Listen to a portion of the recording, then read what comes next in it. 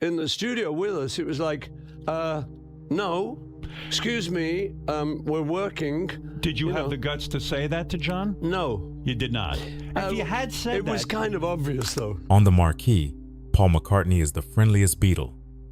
The grin, the melodies, the easy charm.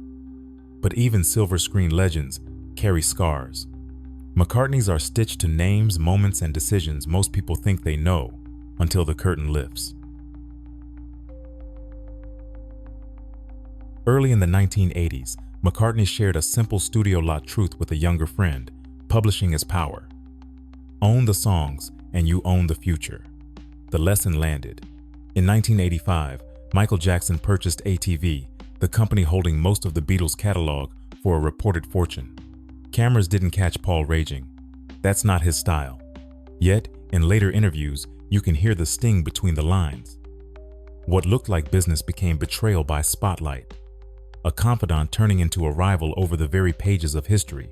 McCartney, the careful custodian of craft, watched control of his band's classics pass to someone who'd learned the rule from him. It ended more than a friendship, it redrew the map of modern music rights, when a partner in harmony turns into a duel under Klieg lights. Lennon-McCartney, a billing that defined an era, yet behind that shared credit were bruised egos and different scripts. After manager Brian Epstein died, visions split. Paul pushed for focus, polish, and the clean cut. John craved freedom, risk, and the jolt. When the band cracked, lawyers moved onto the soundstage. The Apple Corps case framed Paul as the suit, John as the rebel, the kind of one-sheet poster that sells, even when it oversimplifies. The music kept the argument alive. McCartney's Too Many People threw measured darts. Lennon swung back with the blunt force of How Do You Sleep, a track that cut Paul deeply and publicly. Years softened some edges, but the rivalry had already etched itself into the marquee of myth, a single night that froze every unsaid apology in place. December 8, 1980. Outside the Dakota in New York, John Lennon was murdered. Reporters cornered McCartney as he left the studio. Shaken, he managed only, "It's a drag." Press rolled the headline. The public misread shock as coldness. In truth, Paul lost a musical twin, someone who understood the weight and weather of the stage, and with him, the last chance to make peace. That night became a locked door. No hug, no laugh, no offhand studio joke would ever pass through it. Chapman didn't only take John, he took the possibility of later, the figure whose presence in the studio turned a sanctum into a battlefield of whispers. Before 1968, Beatles sessions were a sanctum of four. John brought Yoko Ono into that room consistently. With a voice balance shifted, Paul, the meticulous arranger, felt the chemistry go sideways. Tension surfaced in credits and curatorship. The Lennon-McCartney byline had been a pact. Decades later, what should history print, and in what order? Across years, both camps protected their legacy. McCartney bristled at the cliché of being the tidy melodist beside John's true artist. Yoko defended a narrative where John's gravity remained central. Their sparring wasn't a tabloid shouting match. It was a long, elegant duel press, quotes, legal letters, and museum choices that quietly sculpt what the world remembers. The quiet Beatle who finally said no to the neat little box he'd been handed. In the studio, Paul's perfectionism could feel like a velvet rope meant to keep things orderly, but still a barrier. George Harrison, undercredited early on, wanted air.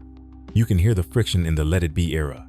Clipped replies, long silences, the walkout, the return on new terms. Post-breakup, Harrison stepped into open sky with All Things Must Pass. It wasn't vengeance, it was expansion. He hadn't been a sideman, he had been a damned river. For Paul, the lesson landed with a thud. Leadership and control have a cost, even among brothers. Years later, the affection is unmistakable. But the bruise remains part of the portrait. The manager who promised order, delivered profits, and left a legal hangover. After Epstein, the Beatles needed a grown-up at the ledger. John, George, and Ringo chose Allen Klein. Paul refused, favoring the Eastman's Linda's family for transparency and trust. The vote went 3-1. Klein slashed costs, boosted income, and gathered leveraged short-term wins that masked long-term knots. McCartney sued to unwind the web and step out. On the front page, he looked like the villain who ended the Beatles. History would complicate that narrative, but by then the damage was done. Paul was both right too early and branded too late. A producer's concrete wall of sound collides with a songwriter's whispered prayer. The long and winding road was written as a sigh, fragile, almost private. Phil Spector turned it into a parade, orchestra, choir, brass, the famous wall. McCartney's letter asking for the overdubs to be removed was ignored. The album rolled out, the wound set in vinyl. Decades later, Let It Be, Naked restored the song's bare bones. Not nostalgia correction, a claim on authorship, on the sovereignty of intent. To Paul, arrangements aren't decoration, they're memory. Change them without him and you change the meaning. The old guard's cool gaze, and a compliment that lands like a slap. Different eras, different definitions of taste. Frank Sinatra's jabs at rock and roll labeled it adolescent, crude. Even praise could misfire. On stage, he famously credited George Harrison's Something to Lennon-McCartney. A small slip, perhaps, but if you spend a lifetime proving that you're a composer, not a fad, slips can sting sharper than insults. This wasn't a blood feud, more a backlot shrug, a phenomenon, not peers. For Paul, who has fought to be heard as a writer with craft and spine, those moments chilled. He didn't respond with barbs. He answered with songs that asked no one's permission. Yesterday, Eleanor Rigby, Blackbird, Maybe I'm Amazed. And still the question lingers, why won't he name names? Brand and legacy. McCartney's open, generous public image isn't an accident. It sells tours, reissues, and a cross-generational myth that the Beatles were love, not litigation. British restraint. He was raised to keep private matters private. You write, you play, you prove. The press machine. One sharp sentence can survive in headlines for weeks, stripped of nuance and sharpened into a weapon. Respect for the dead. Lennon is gone. Harrison is gone. Paul won't reduce either to a tabloid ledger of blame. Music as reply. Too many people. Let it be. Naked. Set lists chosen with a curator's hand.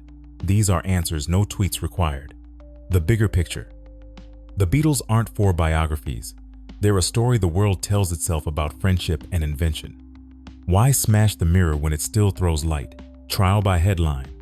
When Paul sought a legal exit from Klein's orbit, the public saw the man who broke up the band. Nuance rarely fits a poster.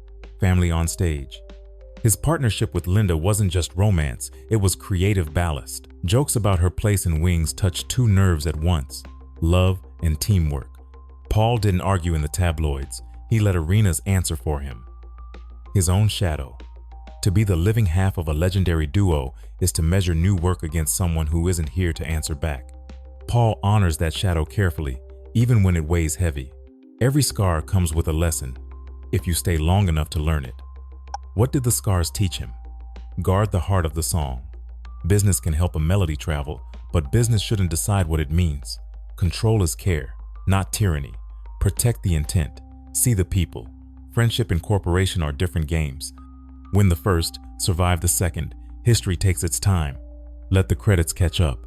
He knows grudges sell, but songs last. So he lets melodies carry what he won't say aloud, and he keeps the list of names off the press sheet and inside the music where it can't be misquoted. If the smile looks wiser now, perhaps it's because he has learned which battles are better played than spoken, an old Hollywood kind of wisdom, earned in cigarette smoke and contract ink, under lights that never dim. And if you listen closely, the credits are still rolling, written not in ink, but in notes that refuse to end.